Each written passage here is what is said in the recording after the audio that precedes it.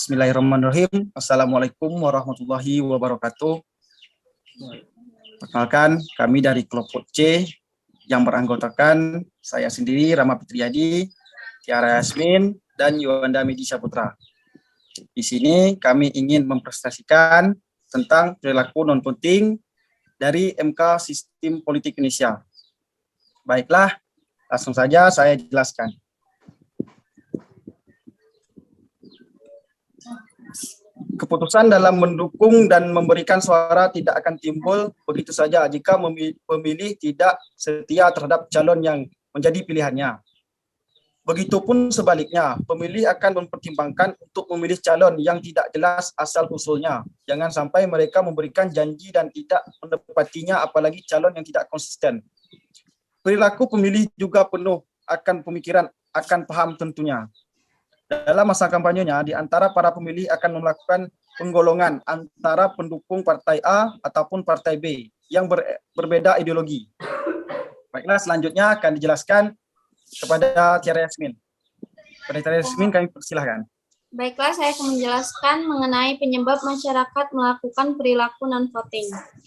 Praktik pemilihan umum ternyata masih menyisakan masalah jumlah partisipasi masyarakat yang rendah, khususnya partisipasi dalam menggunakan hak pilihnya masing-masing.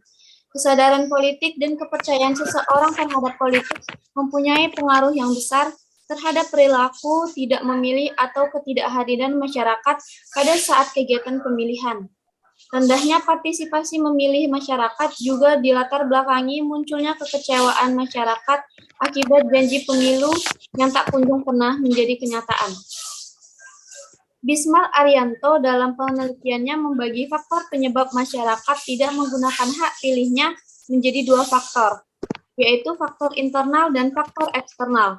Faktor internal merupakan faktor-faktor yang berasal dari dalam diri sendiri yang mengakibatkan seseorang pemilih tidak menggunakan hak pilihnya dalam pemilu, seperti faktor teknis dan faktor pekerjaan. Sedangkan faktor eksternal adalah faktor-faktor yang berasal dari luar diri seseorang atau pengaruh dari keadaan sekitar yang mengakibatkan pemilih tidak menggunakan hak pilihnya. Contohnya adalah faktor sosialisasi yang kurang. Sosialisasi politik ialah proses pembentukan sikap dan orientasi politik para anggota masyarakat. Melalui proses sosialisasi politik inilah, para anggota masyarakat memperoleh sikap dan orientasi terhadap kehidupan politik yang berlangsung dalam masyarakat. Faktor administratif menjadi salah satu faktor yang menyebabkan ketidakhadiran pemilih dalam kegiatan pemilihan. Dalam arti sempit, administratif merupakan semua kegiatan tulis-menulis, catat-mencatat, surat-menyurat, serta penyimpanan dan pengurusan hal-hal yang bersifat teknis ketatausahaan.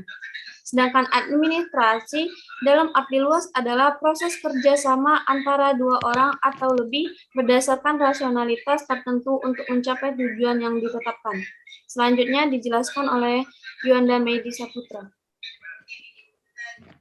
Secara teknis, bentuk jaminan pemilih untuk dapat menggunakan hak pilihnya adalah tersedianya daftar pemilih yang akurat. Hal ini mengingat persyaratan bagi pemilih untuk dapat menggunakan hak pilih adalah terdaftar dalam daftar pemilih. Bila pemilih tidak terdaftar dalam daftar pemilih, maka mereka pun potensial kehilangan hak pilihnya. Untuk memberikan jaminan agar pemilih dapat menggunakan hak pilihnya, harus tersedia daftar pemilih akurat yang memenuhi standar. Kualitas daftar pemilih standar ini memiliki dua aspek, yaitu standar kualitas demokrasi dan standar kemanfaatan teknis.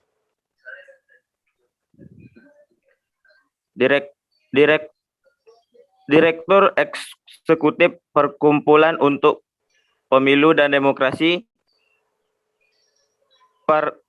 Perludem Titi Anggraini membeberkan kerugian pemilih yang mempunyai hak pilih, namun tidak menggunakannya pada pesta pemilihan umum. Pertama, mempersulit kandidat yang disukai untuk dipilih. Kedua, bisa jadi kandidat yang buruk yang dipilih. Ketiga, memperbesar potensi manipulasi suara. Keempat, kehilangan peran untuk memperbaiki nasib suatu daerah. Kelima, pendapatan suatu daerah terbuang sia-sia.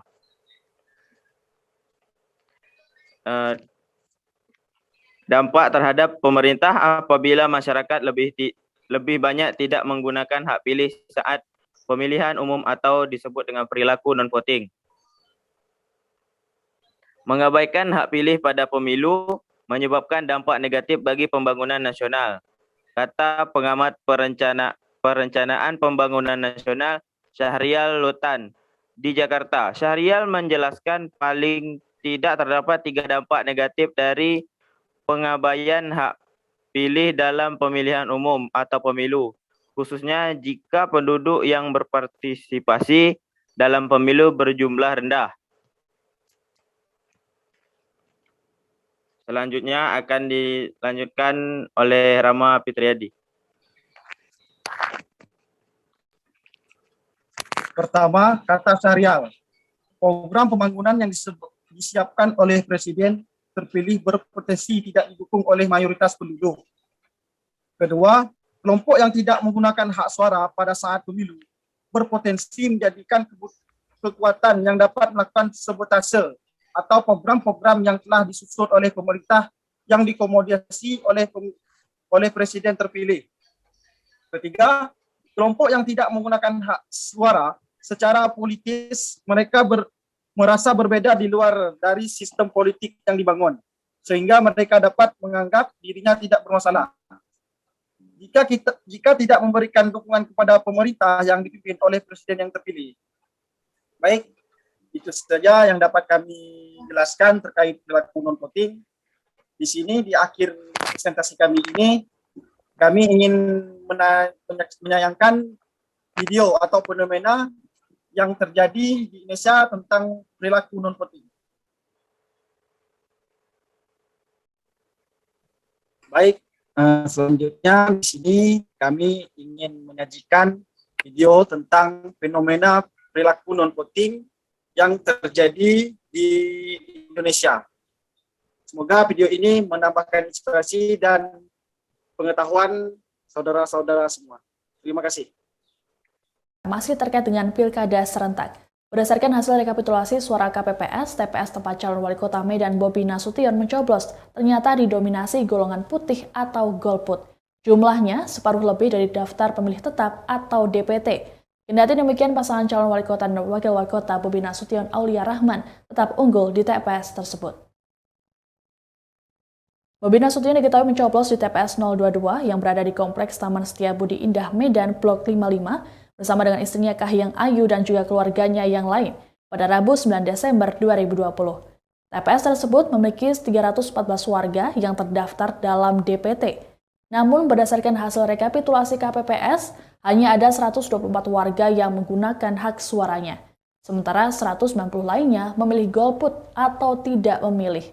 Dari hasil tersebut, pasangan Bobi Nasution Aulia Rahman berhasil unggul dengan memperoleh 73 suara. Sedangkan rivalnya, Ahyar Nasution Salman, mendapat 49 suara. Kemudian 2 suara dianggap tidak sah.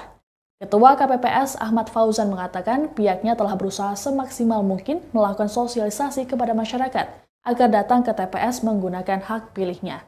Sementara itu, berdasarkan hasil perhitungan cepat atau quick count, pasangan Bobi Aulia unggul dalam Pilkada Medan 2020. Menanggapi hal ini, Bobi mengatakan pihaknya masih menunggu hasil perhitungan resmi dari KPU. Pasangan Bobi Aulia mengatakan bahwa quick count tersebut merupakan barometer dari perhitungan ilmiah. Untuk memberikan pilihannya, untuk memberikan hak suaranya, untuk memberikan perubahan di Kota Medan. Ini yang paling penting dari perjuangan kita. Dan hari ini mudah-mudahan bisa kita lihat kemungkinan partisipasi pemilih kepala daerah, wali kota, wakil wali kota Medan tahun 2020 mudah-mudahan signifikan kalau dibandingkan 2015. Mudah-mudahan salah satu tujuan kita yang selalu kita upayakan yang tadi disampaikan, bagaimana setiap kami bersosialisasi yang kami ajak, bagaimana peran masyarakat secara langsung peran masyarakat secara langsung untuk bisa menentukan pilihan kepada pemimpinnya.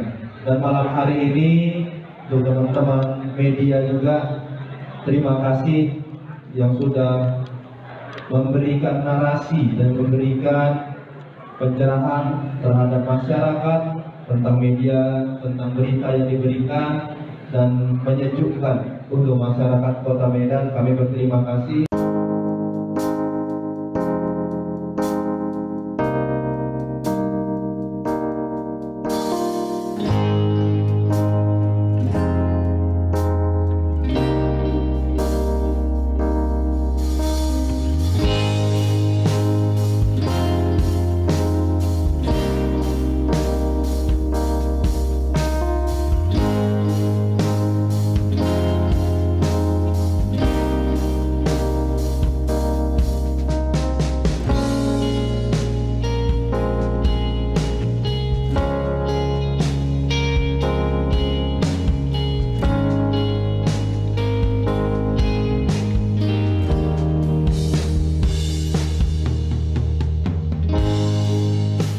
Terima kasih sudah nonton.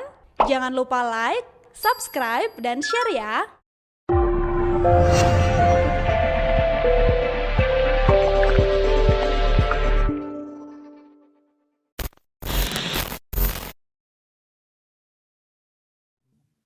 Baik, terima kasih kepada kawan-kawan, dan itu saja yang dapat kami jelaskan terkait perilaku non-voting. Lebih dan kurang kami mohon maaf. Kami akhiri. Assalamualaikum warahmatullahi wabarakatuh. Waalaikumsalam warahmatullahi wabarakatuh. Warahmatullahi wabarakatuh.